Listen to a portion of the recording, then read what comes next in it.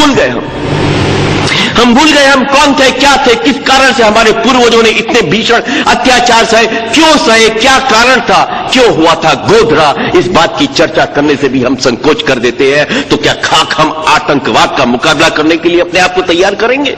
जब आप जानना ही नहीं चाहते कि आतंकवाद का कारण क्या है, जब आप जानना नहीं चाहते, विश्लेषण करने से डरते हैं, सकुचाते हैं कि जो हमला हो रहा है ये क्यों हो रहा है? क्या हमने उनकी धरती पर हमला किया? क्या हमने उनकी स्त्रियों का अपहरण किया? क्या हमने उनके परिवारों को तबाह किया? क्या हमने उन पर अपना साम्राज्यवाद थोपने का कोई आक्रमण किया? क्या किया हमने कि वे तमाम इतने हजार वर्ष से हम पे अरब देशों से घुड़सवार होके अपने आप को गाजी और मुजाहिदीन कहते हुए, अपने आप को बड़ा जिहादी कहते हुए हम पे लगातार हमले करते आए और हमारे मंदिरों को तोड़कर एक बर्बर अट्टहास करते आए? हम चुप रहे, हमने कभी प्रतिशोध नहीं लिया, हमने कभी उसका जवाब नफरत से नहीं दिया, हमने कभी यह नहीं कहा कि तुमने हम पे हमला किया तो उसका बदला लेने के लिए हम इराक, ईरान और सऊदी अरब तक जाएंगे और जैसे तुमने बर्बरता की उसका तुमको मजा चखाएंगे। हमने कभी यह नहीं किया। वे आए यहां पे, हम लोग हमेशा एक अबूजी विस्मृति का शिकार होते रहे। सबसे पहले व्यक्ति स्वामी दयानंद थे जिन्होंने इन हमलों का विश्लेषण किया। 700-800 साल तक तो इस समाज ने कभी इस बात का विश्लेषण करने की आवश्यकता ही नहीं समझी कि जो हमलावर आ रहे हैं आखिर आ क्यों रहे हैं, क्यों वे हमारे मंदिर तोड़कर हंसते हैं, क्यों वे हमारे मंदिरों पर मस्जिद बना के कहते हैं कि हमने बहुत बड़ी फतेह कर ली। हमने क्या बिगाड़ा? 18 बार दिल्ली का नरसंहार हुआ, 18 बार। हमारे रक्त में, मानस में उस प्रकार की दहशत, उस प्रकार के आतंकवाद की एक तड़प पैदा हो गई, पीढ़ियां गुजर गई।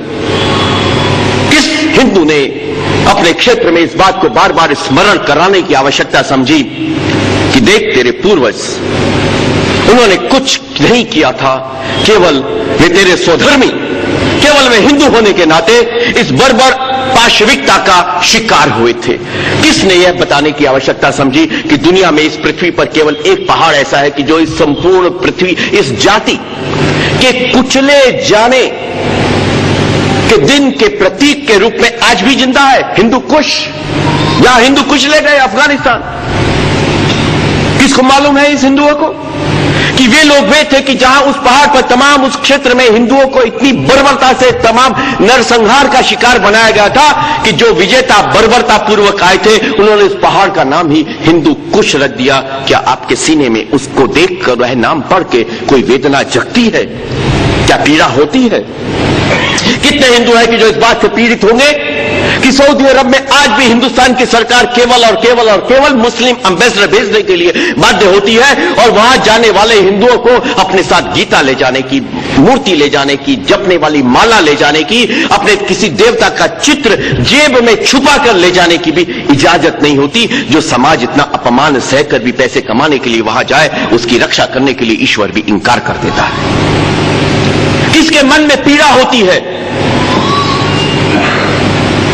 कि हिंदुस्तान का नक्शा जो आज हम देखते हैं वह झूठा है, अधूरा है, गलत है। सर्वे ऑफ इंडिया जो नक्शा छाप के आपको अपनी किताबों में देता है वह नक्शे के अनुसार तो आज हिंदुस्तान है ही नहीं। 15 अगस्त 1947 को मातृभूमि का विभाजन करने के बाद जो हिंदुस्तान हमको मिला, उसके बाद 15 अगस्त 1947 के बाद हिंदुस्तान ने 1,25,000 वर्ग किलोमीटर भूमि चीन और पाकिस्तान के हाथ में दी है। वह शत्रुतापूर्वक, उन्होंने कपटपूर्वक हमसे छीनी। संकल्प किया संसद ने कि वह जमीन वापस लेंगे। मुझे हिंदुस्तान की एक पार्टी का नाम बता दीजिए जो अपने चुनाव घोषणा पत्र में यह कहती हो कि तुम मुझे वोट दो, मैं सरकार बनाऊंगा, और वह जो 1,25,000 वर्ग किलोमीटर भूमि चीन और पाकिस्तान ने ली है, वापस लेकर मैं हिंदुस्तान के नक्शे को पूरा करूंगा। जब आप इतनी विस्मृति का शिकार हैं, जब आप ये जानना ही नहीं चाहते कि जो आपको, आपके स्वधर्मी बंधुओं को, बच्चों को, स्त्रियों को रात के 2:30 बजे अंधेरे में कुंडी खड़का के मार देता है और फिर कहता है कि मैंने निजाम मुस्तफा के लिए काम किया है, वह क्यों ऐसा कर रहा है? तो मित्रों, आप कैसे उस दहशतवाद का अंत करेंगे?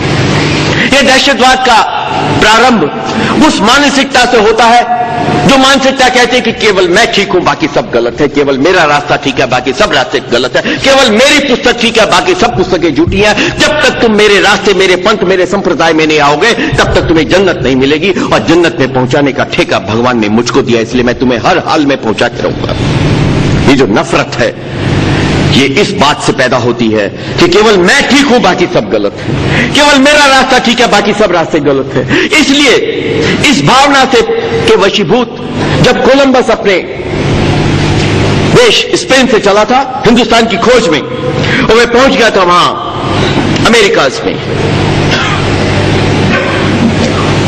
तो उस कोलंबस ने वह चिट्ठी जो कोलंबस ने अपने स्पेन के राजा को लिखी, वह चिट्ठी हर हिंदू को पढ़नी चाहिए, उसकी पाठ्य पुस्तक का अभिन्न अंग होना चाहिए।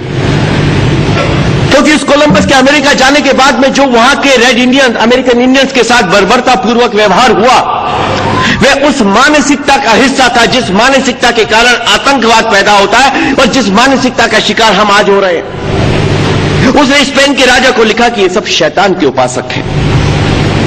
क्यों? They are all the worshippers of Satan. क्यों? क्योंकि वे ईसाई नहीं हैं, क्योंकि वे उनके मत के अनुसार नहीं है। मैं आपको विश्वास दिलाता हूं कि इन सब को मैं आपके रास्ते पे, ईसा के रास्ते पर लेके आऊंगा।